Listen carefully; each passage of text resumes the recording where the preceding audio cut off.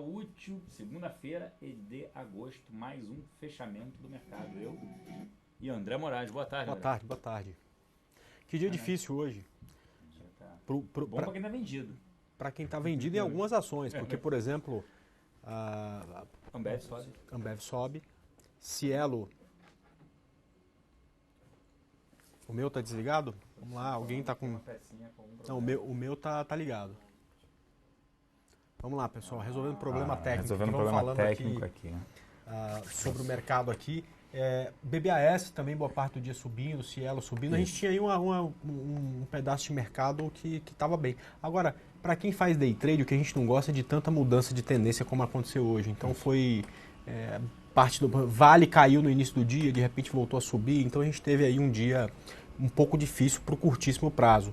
Mas, para quem opera gráfico diário, por exemplo, que também é meu caso, sim, o mercado já voltou às origens, né? Então o que subiu na sexta hoje já começou a descer. Petrobras. E aí, Petrobras puxando para impressionante, né? Porque a minério de ferro, por exemplo, subiu 4%, a Vale ainda se segurou durante o dia, siderúrgicas tiveram um bom desempenho. Sim.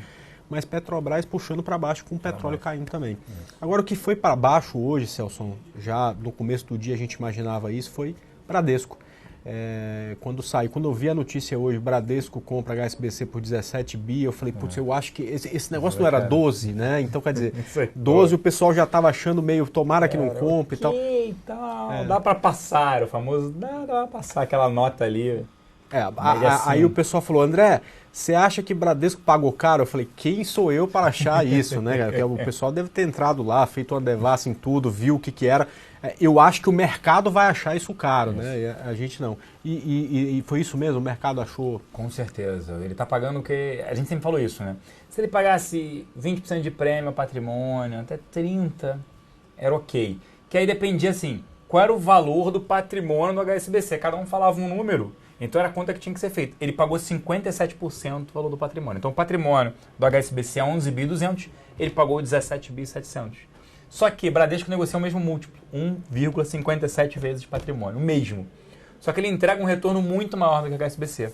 Assim, mas você não tem os números abertos do HSBC. Pô, não precisa dizer. Primeiro porque ele está vendendo aqui. Se ele entregasse 22% de ROE, ele não ia vender. Segundo, focado em mais alta renda, né, o HSBC, ele tem um retorno menor. O cliente de alta renda ele acaba sendo mais informado, busca produtos e paga menos por isso. Ele quer um spread menor, diferente do banco de varejão, que é o Bradesco, que aí sim, o pessoal paga um spread maior, empréstimos, tudo isso. Então, pagou caro. Tem 2 bi de ágio, ele vai amortizar isso. Mesmo assim, o nível que ele pagou um preço elevado para o ativo que ele comprou. Então, por isso está sofrendo. Chegou a cair 4 e pouco. Agora deu uma recuperada, mas estava caindo de novo. 3,30, continua. Por isso que a gente falava sempre, a gente preferia Itaú a Bradesco. Tinha um evento no meio do caminho, o evento veio, pagou caro por ele, e aí vem sofrendo por conta disso. Mas daqui a pouco até volta o Bradesco, mas a gente vai continuar preferindo Itaú.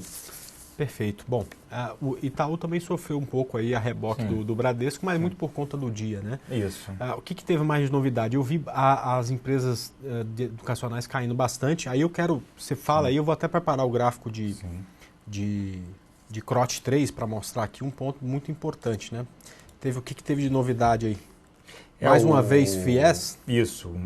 O governo veio publicando aí, né, através das portarias normativas do MEC, né, ele falando sobre o FIES, a oferta do curso para financiamento, é condicionada à adesão da entidade mantenedora. Tem várias regrinhas, até que é longo aqui, é extenso, que prejudica e, na verdade, dificulta, né, a adesão dos estudantes, tá? É cheio de termo de adesão, e aí dificulta a solicitação dos estudantes e até da instituição mantenedora para receber o FIES, né? Para oferecer o FIES para os estudantes e receber.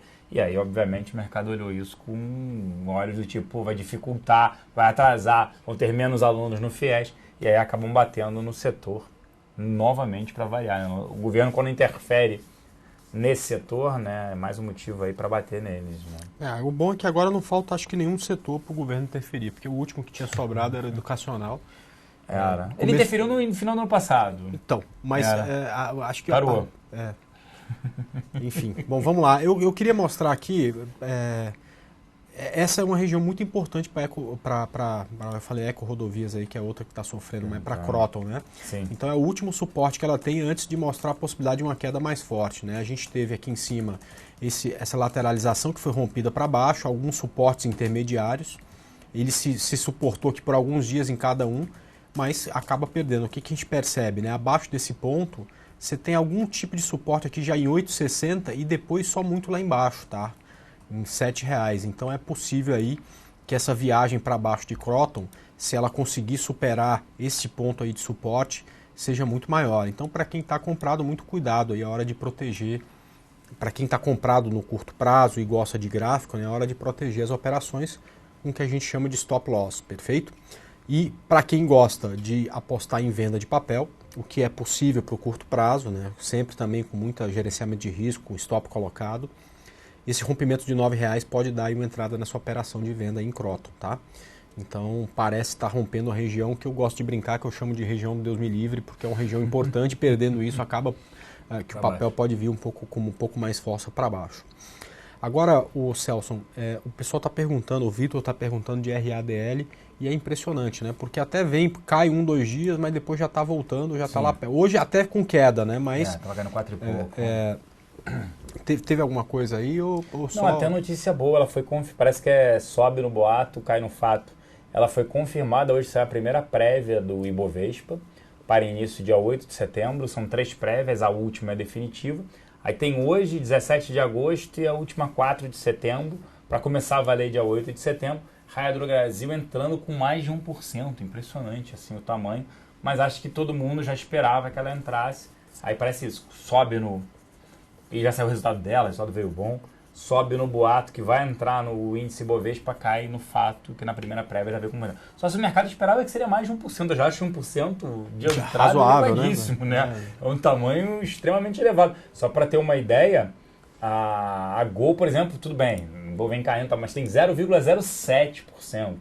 Então ela entrar com 1%, Duratex tem 0,22%. E Duratex a gente achou que ia sair, quer dizer, eu achei que ia sair e acabou que nessa prévia ela ainda está. Não saiu, acho que a Gol tem muito, provavelmente pode sair na próxima, que ela está com 0,07%. Como é valor de mercado sobre e negociabilidade, o valor de mercado da Gol vem perdendo muito rapidamente, como aconteceu com as empresas todas de real estate, que foram saindo, perdendo o valor de mercado, né, market cap. Eu não olhei, Randon também saiu ou ficou? Não, é Marco Polo. Marco Polo, que né? Tá para sair, ela sai agora desse. Sai Gafisa, Marco Polo, Sambi, Santander, até me questionarem, mais uma também sai. Nessa primeira prévia, né? Então, a expectativa também é que ela saia de Duatex e a Gafisa também sai. E Gol, essas duas não foram confirmadas, né? Elas permanecem aí no Ibovespa. E a entrada, a discussão era de Raia Drogasil e tinha mais uma que provavelmente entraria, que também não se confirmou. Agora eu esqueci, a idade está chegando, minha cabeça está esquecida. Eu até posso checar aqui, vou ter que usar cola aqui para poder... enquanto isso, deixa eu mostrar o gráfico aqui, o que a gente está falando, né?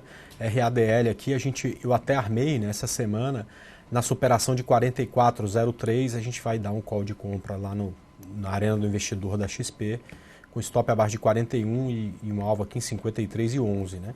Eu procurei muita coisa para venda essa semana, no curto prazo não achei bom gerenciamento de risco. Não que a gente não tenha ações em tendência de baixa, mas que tem um bom gerenciamento de risco eu não encontrei.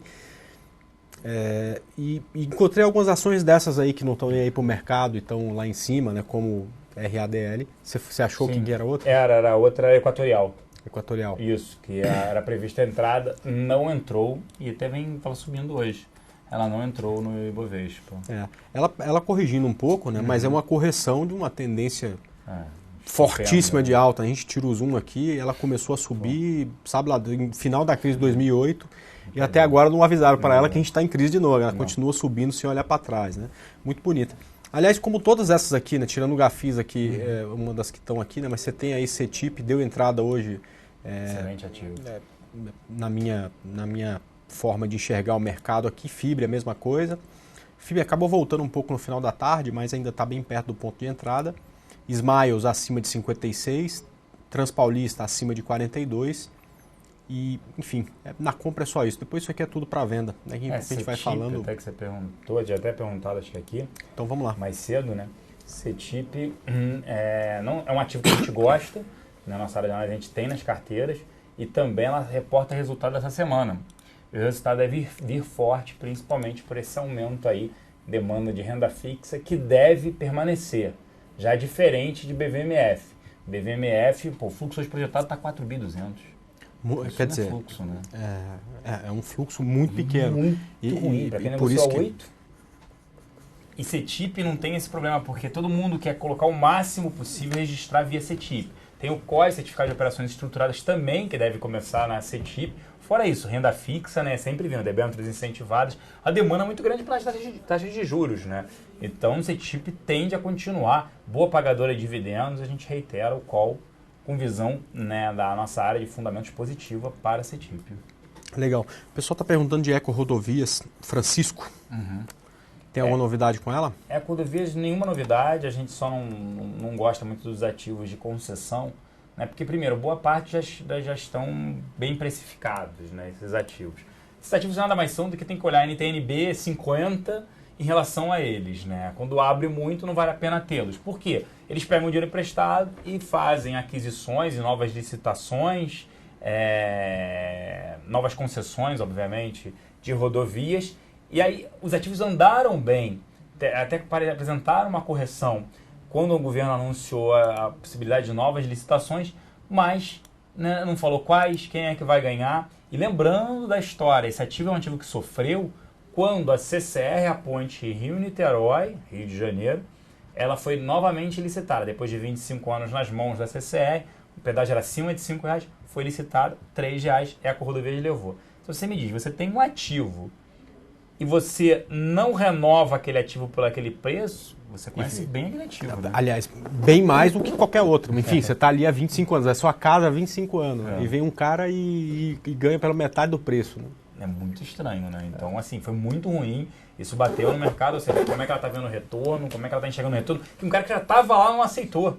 Então, nos chama atenção, acaba sendo ruim. A gente não recomenda exposição a ele, não. Aí, olhando o gráfico aí de Eco Rodovias, né, já vem tendência de baixa já faz bastante tempo. E aí o pessoal fica muito preocupado, né? O ativo cai, né? Saiu lá de R$14, até se voltar um pouco mais, saiu lá de R$15 para 6, né? Isso. E aí quando você tem algum tipo de repique, todo mundo acha que vai começar a subir, disparar e você não vai pegar essa volta, né? Mas por enquanto você não tem nenhum sinal de reversão de tendência, pelo contrário, ele veio aqui em 6,12, que se você colocar num gráfico mais longo, num gráfico mensal, a gente percebe que é o fundo da crise de 2008, que é exatamente começou nessa crise, e logo que a Eco Rodovias abriu capital, então ela veio aqui na região que é o fundo de 2008, aliás, o fundo de 2010, né, não foi logo depois que ela foi lançada, que é a mínima histórica do papel, e depois disso começou a subir. Então bateu nesse ponto e repicou um pouco. É a mesma coisa de Magazine Luiza, né? Repicando também, o pessoal acha que agora mudou tudo, agora vai para R$100, não é. Na verdade está passando por uma correção apenas, tem tudo para voltar e a gente acreditar na tendência de baixa dela. Sim. Acho que tanto por análise técnica como fundamentos, exatamente, você tem a possibilidade de mais queda. Aliás, já aproveitando, né, Magazine Luiza, né? Muita gente falando, nossa, como subiu a Magazine Luiza. E aí eu penso que eu estou vendo outro gráfico, né? Porque quando a gente coloca no gráfico, né, eu não consigo enxergar isso aqui subindo. Pelo contrário, né, ela vem aí de forte queda já há bastante tempo. Tinha aqui um triângulo que foi rompido, né? E o que faz é passar por uma correção. Então é natural, você sai de 9,60 para cai 75%, em algum momento você vai ter que pelo menos corrigir parte de todo esse excesso da queda, que é o que está acontecendo com o Magazine Luiza. E hoje estava caindo bem também, né? Depois daquela subida de sexta-feira, né? Enfim. Bom, tem uma pergunta aqui em relação à Ambev, né? Eu já estou no gráfico, a gente pode colocar aqui, né? Ambev hoje... Acho que na semana passada, né? Exatamente. Acabou que aconteceu exatamente o que ele falava, né? A sensação de risco diminuiu, o pessoal sai um pouco, as ações sofrem um pouquinho, mas hoje já começa a sensação de risco aumentar para o mercado, o fluxo já volta para ela. Ela está muito lateralizada nos últimos anos, até teve aí um bom primeiro semestre, mas depois dos 3 primeiros meses lateralizou acima de 20, para o curto prazo é interessante, né? Ela negocia múltiplos altos, Sim, né? Mas não para de... Entregou. É que eu acho o seguinte, o pessoal também estava esperando um pouco o resultado. O resultado dela saiu no final da semana passada. Foi bom, conseguiu, apesar do volume não crescer tanto, melhorar a margem, né? O que principalmente numa crise, é importantíssimo. Como é que consegue repassar mais do que a inflação de preços?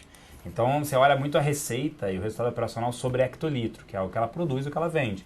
E ela cresceu mais do que a inflação, cresce 14%, 15%. Você fala, pô, peraí, a inflação está em 9%, 9%, né? Consegue repassar 14%. Como é que ela consegue fazer isso? E reduz custo, né? Porque eles falam que custa que nem unha, né? Tem que cortar toda semana, né? Assim, vai crescendo, né? Base zero.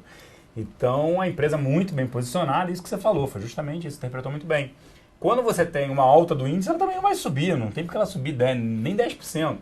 Quando você tem a queda, a pessoa, pô, tem que ir para ativos de menor risco. E aí correm para ela. E aí, nesse caso, a Ambev subiu sexta-feira, hoje novamente, o mercado caindo lá ali, tranquilo, sem estresse, andando. Eu brinco, a Ambev é a ação para os netos. Você não tem muitos sustos, tal, ela fica um tempo lateralizando, daqui a pouco ela vai de novo. Ela ficou muito tempo aos R$15, depois ela foi embora. Agora, tem um pedido aqui do Red Hot para dar uma olhada em Lojas Renner, né? Sim. A gente tinha comentado sobre isso, acho que na semana passada, né? O tipo de ação que sempre tem que surpreender, porque senão acaba caindo. E o balanço dela veio até um pouco melhor do que se esperava. Mas o que teve no anúncio do balanço que o pessoal não gostou? Porque, poxa, sexta-feira ela caiu bastante depois de uma abertura em alta. E hoje caindo bastante também. Eu acho que é muito as expectativas, né? Quando você tem uma expectativa muito elevada, ela reportou um same-store sales, né? Vendas mesma loja, de mais de 14,5%. Pô, também uma coisa, ainda mais no Brasil que a gente vive hoje, isso... Varejo em queda, você vai reportar 2 dígitos de crescimento, é impressionante, né? Mas uma coisa também é olhar o passado, né? Isso é olhar no retrovisor. Então todo mundo falando, poxa, uma hora vai bater na Renner. A Renner estava negociando a 23 vezes de lucro, foi o que a gente falava. É extremamente elevado. Você pensa, as duas, se estiverem negociando no mesmo múltiplo, nossa área de análise assim, não tem o que discutir, é Ambev. Ambev é muito... Porque o ticket médio na Renner é muito mais alto, depende de crédito. As pessoas parcelam em 8 vezes. Cerveja ninguém parcela, né, para comprar. Então é um consumo meio que tem crise e continua, mas o volume não cresce muito. Não, ela corta custo e continua repassando. Lojas Renner você investe só na economia brasileira, né? A Ambev está no mundo inteiro, né? Pô, então, se eles quiserem roupa, ou eu continuar bebendo cerveja, eu vou continuar bebendo cerveja. Não vão trocar de roupa, né? Não vão dar pelado, mas também não vão trocar de roupa. Vai ficar apertada, ruim, mas não vai, né? Agora, a gente até acho que fez uma análise junto para o pessoal de estruturados para Lojas Renner, né? Sim, e você falou isso, e eu falei um pouco do gráfico aqui, que olha só que interessante, né? A gente tem aí um canal de alta aqui em Lojas Renner, né? E ela está batendo no teto desse canal aqui nessa região de 120, que ela estava semana passada, né? Nas últimas 2 semanas. Então esse é o limitador. É natural que passe por um pouco de correção antes de atingir novos topos. Eu até acredito que ela vai atingir novos topos. Também uma ação aí que está se comportando bem no mercado ruim, né? Mas neste momento aí ela perdendo um pouco. E é muito importante ficar de olho para quem está comprado e opera no curto prazo, para esse gap aqui, ó, 102,27. Abaixo disso, eu recomendo para quem opera gráfico estopar a operação e pensar num próximo momento aí para entrar de novo na Lojas Renner. Agora, outra que reportou também um balanço de certa forma interessante, mas teve... Deu chance lá. Ela deu chance, né? Teve uma bela queda e no dia seguinte uma bela recuperada. Que maluquice a Embraer, né? Fala um pouco, eu não tenho o que falar, o gráfico tá todo esquisito aqui. Fale você aí da... Ela reportou assim, o que o resultado veio pior? Principalmente na parte de segurança, né? Os caças e o projeto com o governo, para avaliar o governo, interferência, a gente acha que não pode. Até reportaram aqui, o Schirmer falou assim, o governo está querendo interferir na internet, taxar a internet, né? Ele está começando querendo criar impostos na internet. Mas a interferência, bem lembrado, Schirmer. Mas falando da Embraer, ela reportou um resultado, o que veio abaixo foi justamente essa linha. Receitas vindas do governo pelo projeto do KC-390, um jato, né, que o governo vinha querendo desenvolver e vem atrasando o pagamento para variar. E aí ela reviu o guidance dela para receita, crescendo menos esse ano. Mas, pô, ela está com o que a gente chama de backlog, uma carteira firme de pedidos, recorde de 22 bilhões de dólares. Com esse cenário, depois ela vai entregar. Então, eu vi algumas casas até, quando começaram a bater no dia, buy opportunity, pô, tem que comprar, porque é um ativo extremamente resiliente em dólar subindo vai beneficiar a companhia E no dia eu também achei estranho, chegaram a bater acho que 8% de queda. Eu falei, pô, 8%? O resultado não veio assim horroroso. E uma parte do mercado já tinha ideia, o governo já vinha anunciando, eu não vou pagar por esse projeto, eu vou atrasar, eu vou postergar. O que a empresa está falando? Botar no preço. Então, tira esse projeto, a receita cresce menos, mas a gente ataca outros segmentos. Ok. Aí acabou dando chance, o papel voltou todo, né? É exatamente isso aí. Tem alguma... Pode falar de Petrobras também, né? Vamos lá falar de Petrobras. Porque essa é para cardíaco, né? Não é para lá, para cá, para lá, para cá. Petro, né, hoje sofrendo aí, reporta quinta-feira, depois do fechamento, a princípio, né? E o ativo aí hoje caindo muito e a discussão é petróleo abaixo mesmo, parece que veio para ficar abaixo de $50. O que eu li até de um analista estrangeiro, que eu até gosto, esqueci agora o nome dele, mas ele falando que o petróleo pode vir a voltar para um patamar entre $20 a $50. Aí é muito ruim para o ativo, se isso acontecer. Não acredito em $20, mas 40 com 50 sim. E outro ponto, o dólar em alta é altamente prejudicial para a companhia, porque ela tem 400 bilhões de reais em dívida, 72% em dólar. Então, assim, o preço do petróleo, o petróleo cai, mas o dólar sobe, tudo bem, então ela fica a receita igual. Ela vende petróleo caiu 5%, fazendo a conta aqui, cai 5%, o dólar sobe 5%, ela fica igual. Só que a compensação não muda aqui, mas a dívida dela aumenta também com a alta do dólar. A Petro vive o que o pessoal chama de sinuca de bico, né? Sei, porque se o preço do petróleo sobe é ruim porque ela importa gasolina. Se cai é bom porque mais em compensação o dólar sobe. Quer dizer, em qualquer cenário que a gente monta, tá ruim para a Petrobras, né? Como é que pode, né, Celso? Eu me lembro de 2010, até pós-descobrimento do pré-sal, assim, todo mundo falava muito em Petrobras como uma empresa do futuro, até porque o petróleo estava lá em cima, e uma empresa equilibrada. Quando começou a explorar, começou a se endividar, veio essa coisa de um subpreço de gasolina, se endividou mais ainda, como muda rapidamente a condição da empresa quando mal administrada, né? Impressionante. Porque se descobriu o pré-sal em 2008, foi licitar em 2010. Aí, a partir de 2010, a gasolina disparou, o petróleo disparou e a empresa passou a não repassar o preço da alta da gasolina. Isso, né? Porque em 2009 o governo falou, comprem carros, é só uma marolinha. Em 2010 não tinha dinheiro para botar combustível, aí subsidiou. Subsidiou durante quase 5 anos, que foi final de 2014. Aí a Petrobras perdeu nessa conta 62 bilhões de reais. É o que a empresa precisaria hoje. Pois é. Bom, tá fácil. Mas também não é tanto dinheiro aí. O Itaú, se brincar, o Bradesco vai lá e compra isso também, já comprou. Bom, deixa eu falar um pouco aqui do gráfico de Petrobras, né? Então, Petrobras é a mesma coisa, né? Que semana passada teve uma boa alta, na quarta-feira aí uma subida impressionante. Aquilo a gente vinha comentando, né? O Petrobras não vai subir no dia que subir 2%, né? Cai um monte, na hora que recupera com força. Voltou, bateu na média, mas é aquela história, né? A gente fica preocupado em, nunca mais vai ver Petrobras abaixo dos 10, está lá ela beirando os R$10 novamente, né? Então, olhando para baixo, primeiro suporte aqui em 9,50 e se perder isso, quem sabe aí vai lá buscar aquela região lá de 8,26, que é uma região que não pode perder de jeito nenhum, senão a gente nem entende direito aí aonde pode parar esse ativo. Bom, 5 para 5, Celson, durante o pregão, aonde você fica? Pelo menos na parte da manhã, lá na arena, é isso? Isso, justamente ele fala na sala 4, né? Entre 9h30 e 9h40 que a gente entra, depende do número de notícias, o que saiu mais cedo. A gente fala até 10 horas, às vezes um pouquinho antes, falando aí justamente do mercado, o que vai impactar o dia. A gente teve na reunião matinal, a gente falou sobre isso, que as ações Bradesco deveriam ser pressionadas muito por conta dessa informação da compra do HSBC, pagou caro por isso, não tinha como, tinha muita gente, tô comprado em Itaú, vendido em Bradesco, será que vai? Foi, deu saída hoje para muita gente, ainda bem, mas a reunião é interessante aí, quero que vocês participem, né, entre 9h30 e 9h40 até 10 horas, sala 4 de oportunidades no Blackboard. Legal, eu também tô lá durante quase todo o pregão, só saio no final da tarde para a gente vir aqui fazer esse encontro, né? Mas quem tá lá pode vir para cá também. Eu queria mostrar para vocês como é que vocês participam. São salas que ficam durante o pregão sempre com especialista para falar sobre todos os tipos de investimentos, sobre renda variável, mas também sobre renda fixa, sobre fundos, sobre a dúvida que vocês tiverem de investimento, vocês vão poder tirar nessas salas, tá?